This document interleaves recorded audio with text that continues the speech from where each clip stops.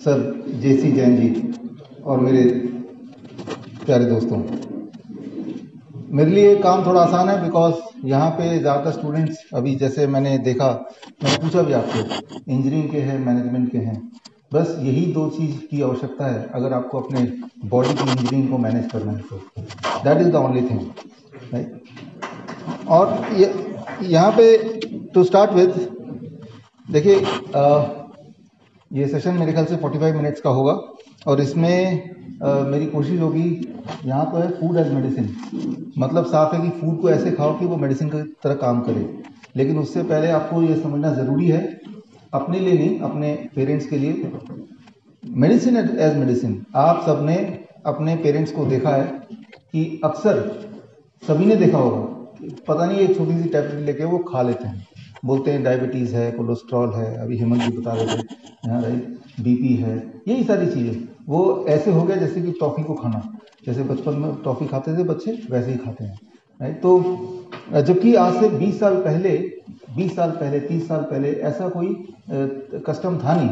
अभी अगर मैं आप सबसे पूछूं कितने लोग ऐसे हैं जिनके पेरेंट्स दवा नहीं लेते, कोई भी दवा नहीं लेते, तो बहुत थोड़े से लोग मिलेंगे या शायद नहीं भी मिले, राइट। तो जब कोई दवाई लेता है कोई भी आदमी, तो उसके बाद वो पेट के अंदर जाता है, जाने के बाद क्या होता है उसका, ये बात जो है एक डॉक्टर नहीं समझ पाएगा, ये बात एक इंजीनियर समझ पाएगा। तो आपके लिए समझना आसान होगा, राइट। तो और आप समझेंगे तो ये समझ जाएंगे। आपने देखा होगा कई बार एक अच्छा हेल्दी इंसान, बिल्कुल हेल्दी, मार्केट में मिले आप बिल्कुल ठीक, और अचानक कुछ समय बाद अगले दिन पता चला उनको तो हार्ट अटैक आ गया था, कार्डियक अरेस्ट हो गया था, वो तो मर गए। हमें शौक लगता है यार, 40 साल का आदमी है या 30 साल का आदमी है या 50 साल का आदमी है, कल तो वो बात कर रहा था, हंस रहा था, इनको तो हार्ट अटैक हो गया, राइट, ये तो मर गए।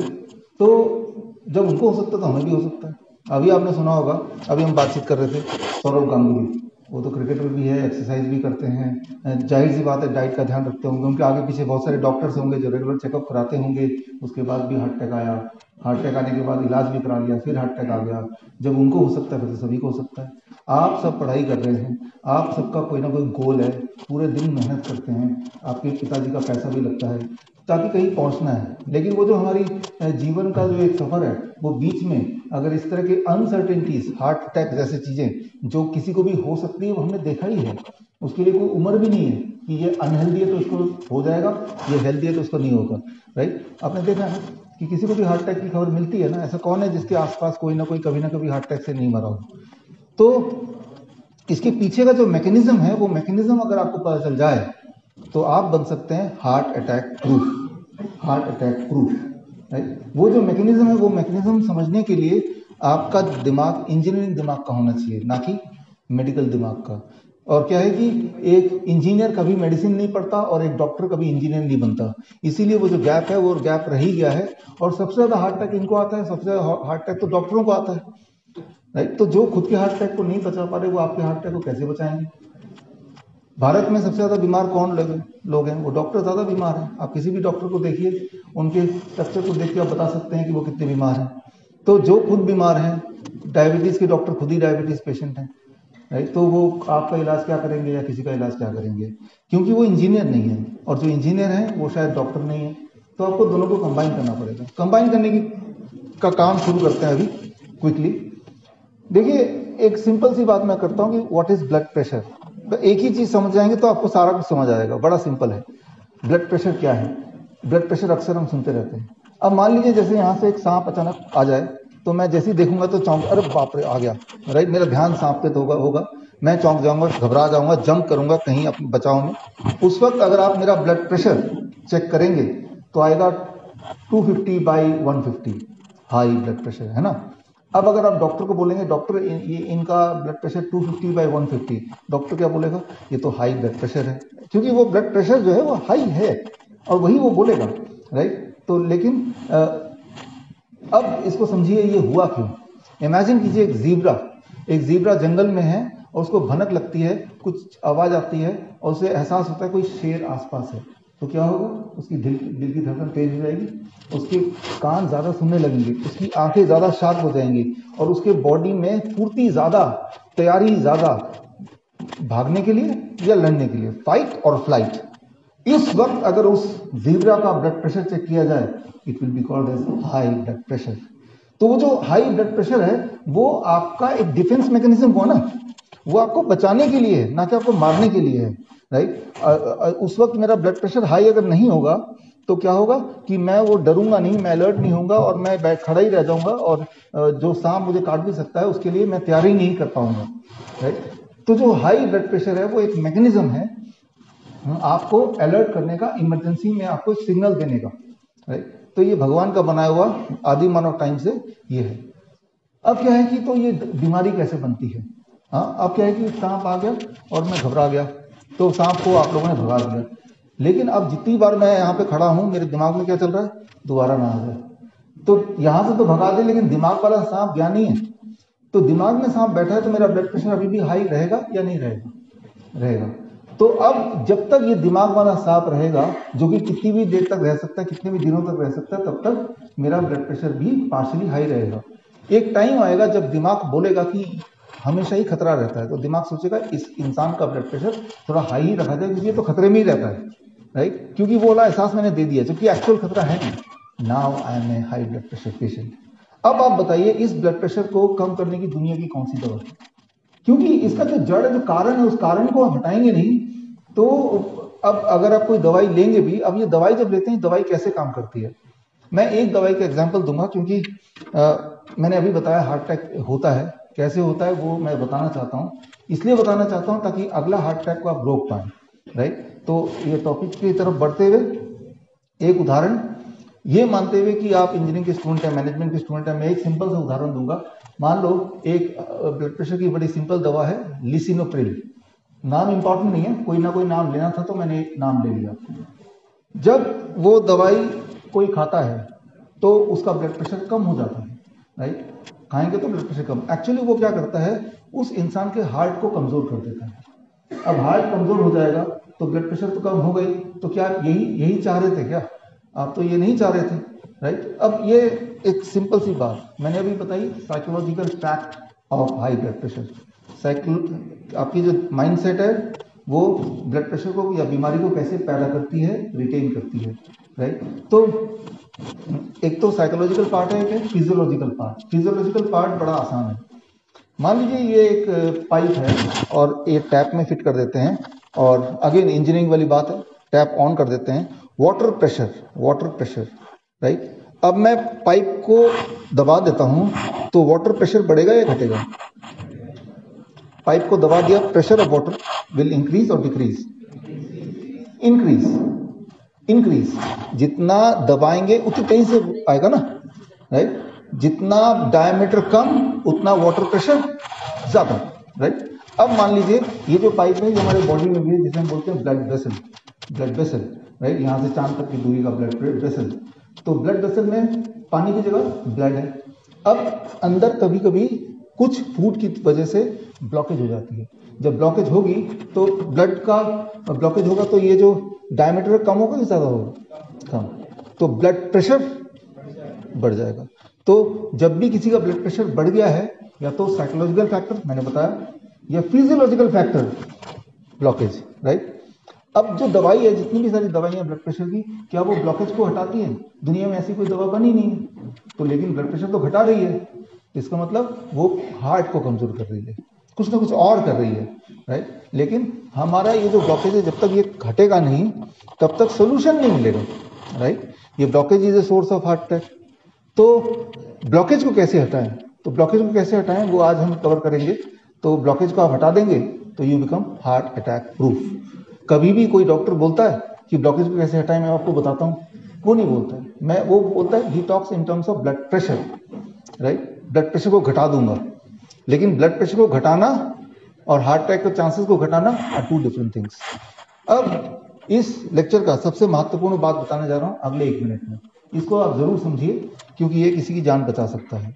देखिए, मान लीजिए ये ब्लड प्रेशर की दवा है, ये जानबूझ के बड़ा है ताकि आपको दूर से दिखा, जो दूर है ना उनको देखे, वैसे तो छोटी सी होती गोली। अब जब भी कोई पेशेंट ये दवाई खाता है, राइट, और ऊपर से पानी पीता है, राइट, पानी पी लिया, दवाई खा लिया, तो क्या होता है, ये इतना बड़ा दवाई यानी कि इतनी बड़ी गोली जब जाती है तो वो पेट के अंदर गई, पेट में जाने के बाद सारा का सारा गोली ब्लड में नहीं घुलता है, काफी सारा इसका करीब राइट इतना पूरा पार्ट बॉडी डिसॉल्व कर दे, एब्जॉर्ब डाइजेस्ट करके उसको निकाल देती है। सिर्फ छोटा सा पार्ट, 1/4 1/5 हिस्सा ही ब्लड में घुलती है, राइट। तो इतना दवाई खाया लेकिन इतना ही ब्लड में गया, तो जो ब्लड प्रेशर उस पेशेंट का घटा वो इसकी वजह से घटा ना, बाकी तो खत्म हो गया, राइट। तो डॉक्टर अगर चाहता है कि इस पेशेंट के बॉडी में इतना दवाई जाए तो दिस इंटू 5 जितना भी दवाई होती है वो dose, that is called dosage, right.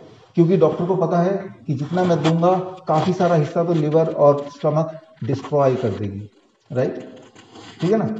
अब एक बहुत ही महत्वपूर्ण बात कि ऐसा होता है, तो डॉक्टर ने कैलकुलेशन बना लिया, दैट इज जर्नलिस्टिक कैलकुलेशन। एक दिन वो पेशेंट क्या करता है कि मौसम्बी का जूस पी लेता है या ऑरेंज का जूस पी लेता है, राइट, या कोई और सिट्रस जूस पी लेता है, पाइनएप्पल का जूस पी लेता है, उसके बाद वो ये दवाई खाता है।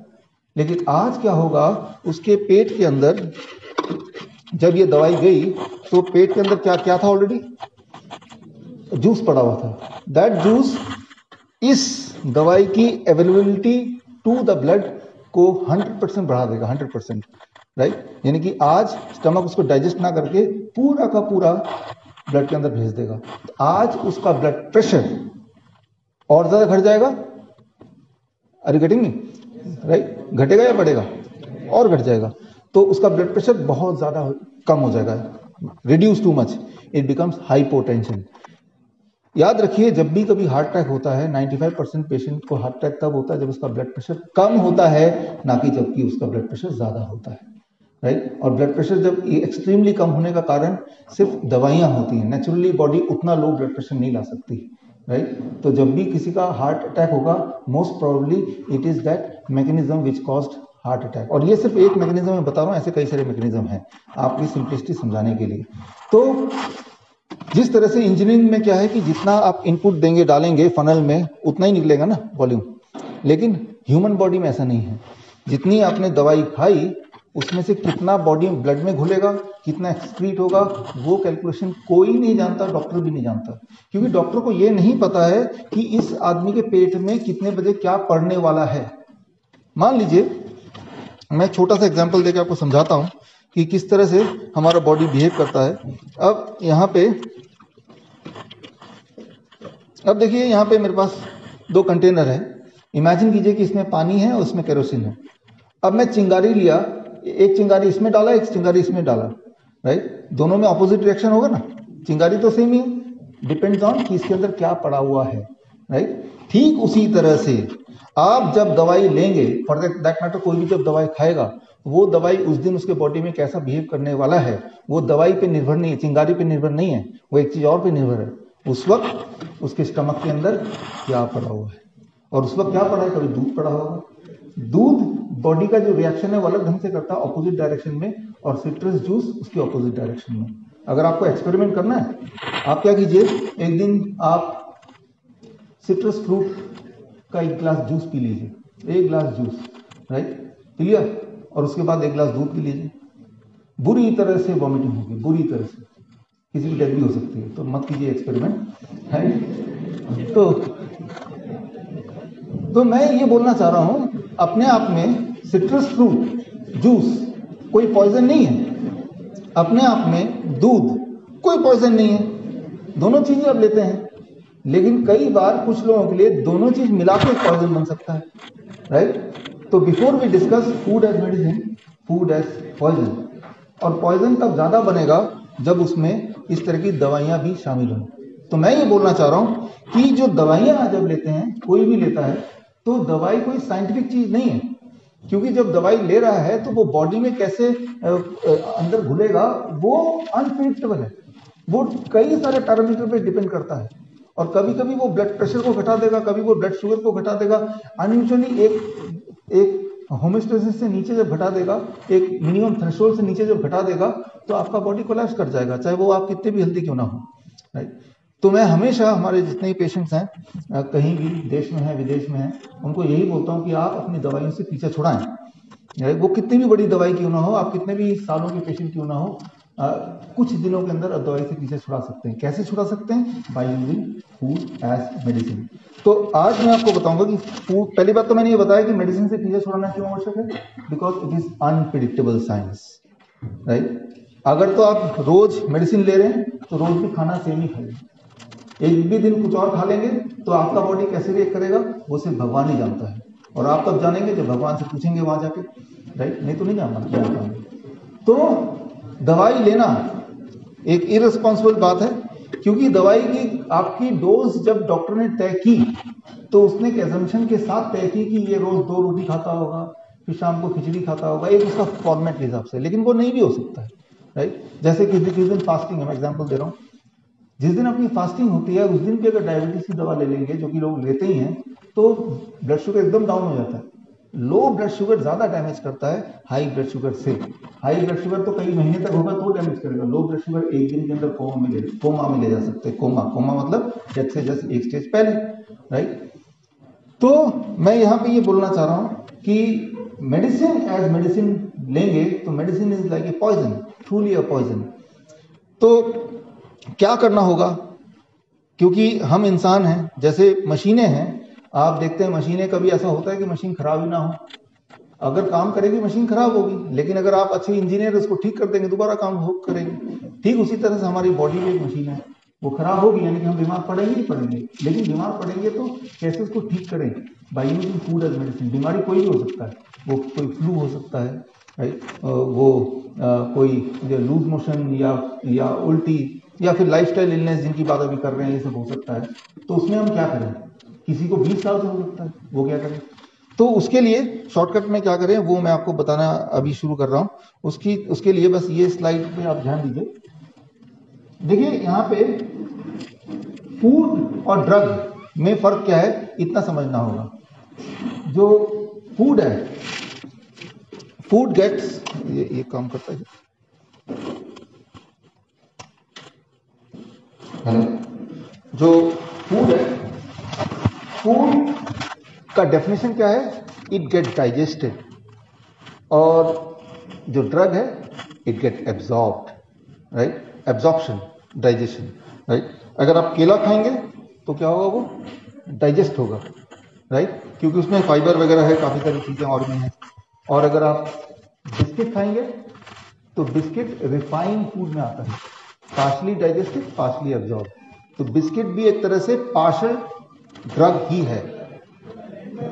It is also a partial drug, right. तो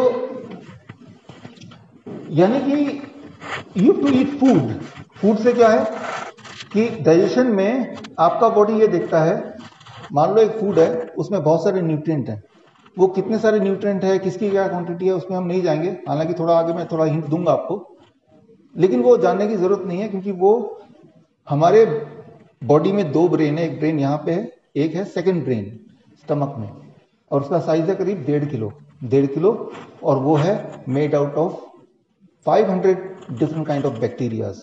वो बैक्टीरिया डिसाइड करती है कौन सा फूड किस रेशियो में, कौन सा न्यूट्रिशन को डाइजेस्ट करके, कौन से को एब्जॉर्ब करके कैसे ब्लड में भेजना है। वो हमारा काम नहीं, वो बैक्टीरिया का काम है, उसमें मैं थोड़ा आगे आता हूं।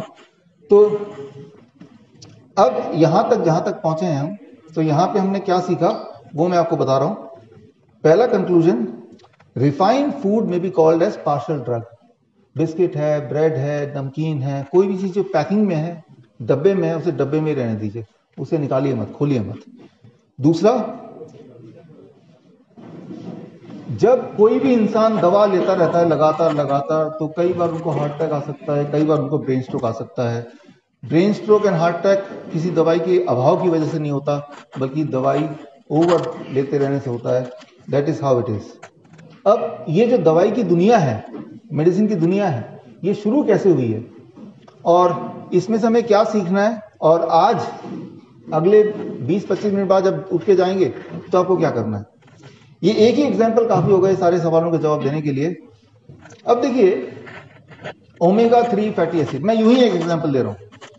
आप में से बहुत लोग हैं जो इस तरह के टॉनिक कैप्सूल्स, न्यूट्रिशनल सप्लीमेंट्स लेते होंगे कि चलो हमारी सेहत अच्छी होगी, राइट? ऐसा बोला है, ऐसा एडवर्टीजमेंट में आया है। अब जब आप फॉर एग्जांपल ये वाली टैबलेट लेंगे तो ब्लड शुगर भी घटेगा, ट्राइग्लिसराइड भी घटेगा, कोलेस्ट्रॉल भी घटेगा। इस तरह से बहुत सारी नए नए टर्म्स होंगे जो बोलेंगे ये सब चीज घटता है, जो घटना अच्छा होता है तो आप ले लीजिए। इस तरह की जो स्टडीज हैं इसे बोलते हैं केमिकल एनालिसिस। केमिकल एनालिसिस दो तरह की स्टडी होते हैं। केमिकल एनालिसिस कि केमिकली हमारे बॉडी में क्या हो रहा है शॉर्ट टर्म में, 2-4 दिन में, 15 दिन में, 20 दिन में, 1 महीने में। दूसरा होता है ऑब्जर्वेशनल स्टडी। ऑब्जर्वेशनल स्टडी क्या होता है कि कोई इंसान अगर ये सालों सालों तक लेता रहा तो उसके बॉडी में बाहर से क्या फर्क पड़ेगा, उसकी लाइफ बढ़ेगी क्या या घटेगी क्या, हेल्थ अच्छी होगी या खराब होगी। तो ऑब्जर्वेशनल स्टडी में देखा गया है कि ये वाली दवाई जब कोई लेता है और वो लेता रहता है काफी समय तक, और ऐसे लोगों को जब 15 साल तक देखा गया और ऐसे करीब 2 लाख लोगों को देखा गया, तो ये पाया गया कि जो लोग ये दवाई ये लेते हैं उनमें ज्यादा मोर्टेलिटी देखी गई, उनमें ज्यादा डिजीज, हार्ट डिजीज, ज्यादा कैंसर उनमें पाया गया। तो कोई जो दवाई की कंपनी जब मार्केट करती है, जैसे आपने अभी वैक्सीन में देखा, वो ये देखती है कि हमने दिया किसी को 2 महीने में क्या फर्क पड़ा। लेकिन आपको 2 महीने तक जिंदा रहना है, 20 साल, 30 साल, 40 साल तक जिंदा रहना है। वो ये नहीं देखेगी कि ये दवाई मैंने इनको दी तो 2 साल बाद क्या हुआ, जो दवाई 2 साल पहले दी थी। 10 साल बाद क्या हुआ, जो दवाई 10 साल पहले दी थी। That is called observational study. आप अगर बिजनेसमैन हैं तो आप क्या, और ये दवाई आपने खुद बनाई है, तो आप 2 महीना वेट करेंगे या 20 साल वेट करेंगे? आप बोलेंगे 2 महीना देख लिया ना, बस हो गया। तो अभी आप देख रहे हैं सिनेरियो जो आज से पहले इतिहास में शायद कभी नहीं हुआ कि एक वैक्सीन आया, 2-3 महीने ट्रायल किया, देखो भाई 2-3 महीने ट्रायल हो गया ना, लगा दो सबको। लेकिन एक वैक्सीन, मैं वैक्सीन का एग्जांपल इसलिए ले रहा हूं क्योंकि करंट वाला एपिसोड है। ये आपके बॉडी में आज आपने लगाया तो 1 साल बाद क्या होगा, 2 साल बाद क्या होगा, 3 साल बाद क्या होगा, 5 साल बाद क्या होगा, वो आपको नहीं पता, राइट? और वो क्या होगा नहीं पता, तो यानी कि कुछ खराब भी हो सकता है। वो कैसे पता कि खराब हो सकता है? क्योंकि इससे पहले भी हजारों तरह के वैक्सीन आए हैं और ये देखा गया है कि 5 साल बाद उसका असर होता है। For example infertility, for example मंद बुद्धि हो जाना, फॉर एग्जाम्पल इम्पोर्टेंसी हो जाना, या फिर फॉर एग्जाम्पल पैरालिसिस हो जाना। इमीडिएट नहीं होगा, कुछ लोगों को इमीडिएट भी हो सकता है, कुछ लोगों को 1 साल बाद हो सकता है, कुछ लोगों को 2 साल बाद हो सकता है। तो 2 साल, that is called observational studies. तो ज्यादातर दवाइयां जो मार्केट में आती हैं वो केमिकल एनालिसिस के बेसिस में आती है, जो कि शॉर्ट टर्म स्टडीज है। और जो चीजें जरूरत है आपको, वो केमिकल एनालिसिस की जरूरत नहीं है, आपको किसी की जरूरत है ऑब्जर्वेशनल स्टडीज की। ऐसे लोगों को अगर ऑब्जर्व करें और लंबे समय तक ऑब्जर्व करें तो क्या होगा। फॉर एग्जाम्पल मैं एक छोटा सा एग्जाम्पल देता हूं जो बहुत ही इंपॉर्टेंट है, इसको देख के हम इसको कंक्लूड कर सकते हैं। मान लीजिए ये डायबिटीज के पेशेंट हैं 500, और ये भी डायबिटीज के पेशेंट है, सबका ब्लड शुगर 300 से ऊपर है। इनको दवाई दी गई, इनका ब्लड शुगर 200 से नीचे आ गया सबका। इनको दवाई नहीं दी गई तो ब्लड शुगर बढ़ा रहा, राइट? अब इनको जब फॉलोअप किया गया 3 साल, तो देखा जिनको दवाई दी गई इनका मृत्यु दर 22% ज्यादा इन कंपैरिजन टू जिनको दवाई नहीं दी गई। तो दवाई से ब्लड शुगर तो घटता है बट उसके डेथ रेट बढ़ जाता है। तो आपका गोल क्या है, कोई आंकड़े को घटाना बढ़ाना या अपनी लाइफ स्पैन को बढ़ाना? लाइफ स्पैन को। तो आप देखेंगे आजकल के मॉडर्न हेल्थ में कभी भी डॉक्टर लाइफ स्पैन के कॉन्टेक्स्ट में बात नहीं करेगा। आप कितना हेल्दी फील कर रहे हैं उस कॉन्टेक्स्ट में बात नहीं करेगा। वो ये बात करेगा आपका ब्लड प्रेशर का नंबर क्या है, आपका ब्लड ग्लूकोज का नंबर क्या है, आपका कोलेस्ट्रॉल का आंकड़ा क्या है, राइट? वो ये नहीं पूछेगा कि आपकी एनर्जी लेवल कितनी है, राइट? आपको सिर में दर्द है, वो कम हुआ कि नहीं हुआ। तो ये समझना होगा, ये समझना इसलिए होगा क्योंकि आज की तारीख में एक ही तरीका है, आपको ही अपना डॉक्टर बनना ही पड़ेगा, कोई ऑप्शन नहीं है। ऑप्शन इसलिए नहीं है क्योंकि अगर आप हेल्थ केयर में जाएंगे तो वो आंकड़ों में बात करेंगे, नंबर्स में बात करेंगे, और नंबर्स में बात करेंगे तो आप नंबर्स को चेस करेंगे, राइट? नंबर्स को चेस करेंगे तो वही होगा जो इस वाले ग्रुप का हुआ था, जिन्होंने अपना नंबर, ब्लड शुगर नंबर तो नीचे ले आए लेकिन मृत्यु दर बढ़ गई, राइट? ये जो एग्जांपल दे रहा हूं मैं आपको, इसके साइंटिफिक बेसिस के जो बुक्स एंड लिंक्स हैं आखिर में मैं दे दूंगा। तो आपको ये पूछना होगा कि मेरी लाइफ स्पैन लंबी होगी क्या, मेरी एनर्जी लेवल बढ़ेगी क्या, मेरा हेल्थ अच्छा होगा क्या, रादर देन आस्किंग कि मेरा ब्लड शुगर घटेगा क्या, मेरा ब्लड प्रेशर घटेगा क्या। ये जो आंकड़े हैं, ये आंकड़े बहुत ज्यादा मिसलीडिंग हैं। That is the most misleading thing in the world. अभी तो सर, अभी बात कर रहे थे हम लोग 1978 की, अगर आप मेडिकल की बुक निकाले के देखेंगे, वहां पे 250 mg पर डेसिल, 250 से नीचे अगर ब्लड शुगर हो रहता है तो उसको नॉर्मल मानते थे। फिर 20 साल के अंदर 200 हो गया, फिर उसको 150 कर दिया। अभी आप बता रहे थे कि अगर 100 120 से ऊपर हुआ तब भी उसको हाई ब्लड शुगर कर देते हैं। तो धीरे धीरे धीरे धीरे क्या है कि आंकड़ों को स्क्वीज करना शुरू कर दिया, और जैसे जैसे आंकड़े स्क्वीज होंगे वैसे वैसे क्या होगा, number of healthy people who get converted automatically into a patient वो बढ़ेगा। तो इस बात को हमें समझना होगा, क्योंकि आपको जिंदा रहना है। This you have to really understand. तो यहां पे एक एग्जांपल लूंगा और फिर सॉल्यूशन की तरफ बढ़ूंगा। I will take one more example and then will go to solution करना क्या है। देखिए ये सब कुछ शुरू हुआ, आप यहां पे ध्यान देखिए, 1922 साइंस, ये दुनिया का एक बहुत ही इंपॉर्टेंट जर्नल, और उसका जो एक आर्टिकल था 1922 का, इससे दवाई आज जिस भी स्टेट में है, मेडिसिन की दुनिया जैसा भी आप देखते हैं वैसा होने के पीछे का जो बिगनिंग है वो यहां से हुई। इस आर्टिकल में जब पढ़ेंगे उसमें यह पाया गया कि vitamin E discovered in leafy green vegetable are with a major heart benefit, health benefit, कि अगर विटामिन ई किसी के बॉडी में ज्यादा है तो उसकी हेल्थ ज्यादा अच्छी हो जाती है। ऐसे ही है, राइट। तो जो विटामिन ई जो कि ग्रीन लीफ में होता है, और वो जिनके बॉडी में ज्यादा होता है उनकी हेल्थ बेनिफिट अच्छी होती है, तो ये पाया। तो उसके बाद ये देखा गया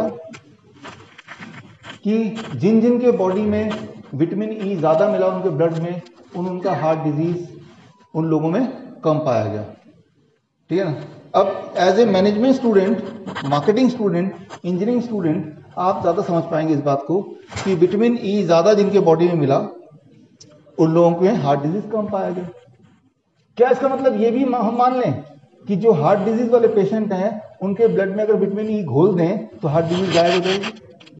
कि सफेद बाल वाले लोगों को काला बाल कर दे तो वो जवान हो जाएंगे, यंग हो जाएंगे? नहीं ना, राइट। लेकिन मेडिकल साइंस में यही है कि ये देखा गया कि जिन लोगों के बॉडी ब्लड में विटामिन ई ज्यादा है उनमें हार्ट डिजीज कम है। तो हार्ट डिजीज के पेशेंट को बोला भाई अपना विटामिन ई चेक कराओ, अरे ये तो कम है, तो आप ऐसा करो विटामिन ई का टॉनिक पीने लगो, क्योंकि विटामिन ई आपके बॉडी में ज्यादा जाएगा तो आपकी हार्ट डिजीज कम हो जाएगी। लॉजिकल लग रहा है ना यहाँ पे? अगर ये लॉजिकल है फिर तो वो बाल वाला एग्जांपल जो मैंने दिया कि जितने लोगों के सफेद बाल काले कर दो तो वो जवान हो जाएंगे, वो भी तो लॉजिकल होना चाहिए। तो जो कोरिलेशन है, कोरिलेशन जरूरी नहीं कि रिवर्स में भी काम करे, ये एक चीज को आपको समझना होगा, राइट। और इसको समझा गया जब ये एग्जाम्पल आया तो 1993 के आसपास ही, आप अगर याद करें इससे पहले जो लोग पैदा हुए हैं, कि मिनरल टैबलेट, विटामिन कैप्सूल्स की मार्केट में एकदम से बाढ़ आ गई। ये वाला उदाहरण दिखा के, राइट, कि भाई आप सब में विटामिन ई कम है और विटामिन डी कम है, वो आप भर लो तो आपकी हेल्थ अच्छी हो जाएगी, क्योंकि जिनके अंदर ये होता है उनकी हेल्थ अच्छी होती है। तो लेकिन उसके बाद कुछ ऑब्जर्वेशनल स्टडी जो होते रहे साथ साथ, ऑब्जर्वेशनल स्टडी का मतलब क्लियर हो गया ना आप लोगों को, वो साथ साथ चलते रहे अलग से, जो दवाई के कंपनियों के बावजूद भी वो अलग से चलते रहे, इंडिपेंडेंट चलते रहे। आप जैसे संस्थान में, इंजीनियरिंग कॉलेज या फिर यूनिवर्सिटीज में, तो उन्होंने ये देखा, ये बहुत इंपॉर्टेंट पेपर है, vitamin E supplement leads to increased heart disease, right. अगर आप सप्लीमेंट के फॉर्म में लेंगे तो वो हार्ट डिजीज उल्टा बढ़ा देगा, राइट। तो ये आखिरी चीज मैं बता रहा हूं जो आपको समझना है कि विटामिन ई या for that matter vitamin D या कोई भी विटामिन, राइट, कोई भी विटामिन, कोई भी मिनरल आपके बॉडी को ना अच्छा कर सकता है ना खराब कर सकता है। ये डिपेंड करता है कि वो किस फॉर्म में ले रहे हैं। Vitamin E from fruits and vegetable, it will cure your heart disease. Vitamin E from supplement it will create heart disease, right? क्योंकि जब सप्लीमेंट होता है वो ड्रग है। ड्रग क्या होता है? डाइजेस्ट या एब्जॉर्ब, राइट? और जो वही वाला विटामिन ई इन रॉ फॉर्म है वो क्या होगा? वो डाइजेशन होगा। तो दैट इज द डिफरेंस, यही डिफरेंस है। इस डिफरेंस को हमें समझना होगा कि जब भी वही वाला मिनरल, वही वाला विटामिन अगर वो ड्रग का रूप ले लेता है, टॉनिक का रूप ले लेता है, टैबलेट का रूप ले लेता है, पाउडर का रूप ले लेता है, it will start, body will absorb. So the thing, the moment the body absorbs it, तो बॉडी में उसका इफेक्ट ठीक उल्टा हो जाएगा। वही वाला विटामिन ई जब फ्रूट्स एंड वेजिटेबल से आ रहा था तो जो जो बीमारियां वो ठीक कर रहा था, वही वाली बीमारियां वो पैदा करेगा। ये बात को हमें समझना होगा, राइट? कई बार पेशेंट आते हैं, बच्चे भी आते हैं, आप जैसे बोलते हैं कि डॉक्टर मैं तो इतने सारे विटामिन की गोलियां भी ले रहा हूं, फिर मैं क्यों नहीं हेल्दी हूं? अरे बाबा, क्योंकि आप गोलियां ले रहे हैं इसलिए आप हेल्दी नहीं हो। तो ये चीजें हमें बहुत ही क्लियरली अंडरस्टैंड करनी होगी। और ये